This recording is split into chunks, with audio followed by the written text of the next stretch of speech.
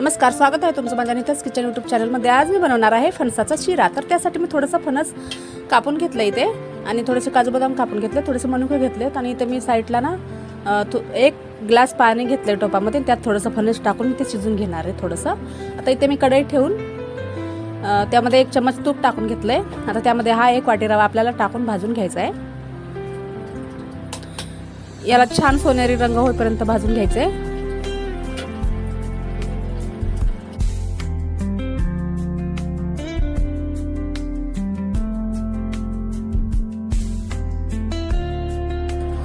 आता याच्यामध्येच थोडंसं हे मनुके काजू बदाम आहेत ना, ते कढईमध्ये टाकून त्यात थोडंसं तूप टाकून त्यामध्येच भाजून घ्यायचे, ते तळून घ्यायचे मध्ये तुपामध्ये। छान याला तळून घ्यायचे।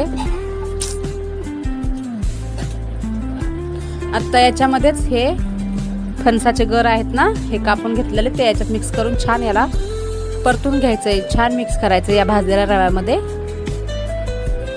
आणि इकडे मी साईडला गरम पाणी केलं होतं ना, थोडंसं फणस टाकून म्हणजे शिजून घेतलेलं ते टाकून घ्यायचंय। पूर्ण टाकून घेतलंय मी हे। 1 ते 1.5 ग्लास पाणी मी गरम केलं होतं।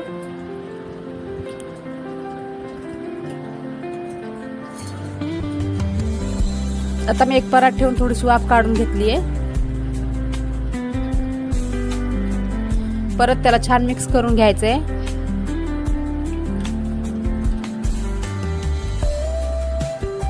आता फणसाचं सीजन आहे तर म्हटलं चला फणसाचा रवा बनवायला पाहिजे।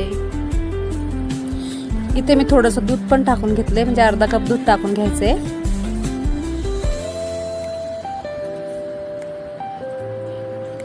आता परत मी झाकण ठेवून वाफ काढून घेणार आहे। 2 ते 3 मिनिटच काढायची वाफ। परत त्याला मिक्स करून घ्यायचे। हा रवा शिजून छान रेडी झालेला आहे।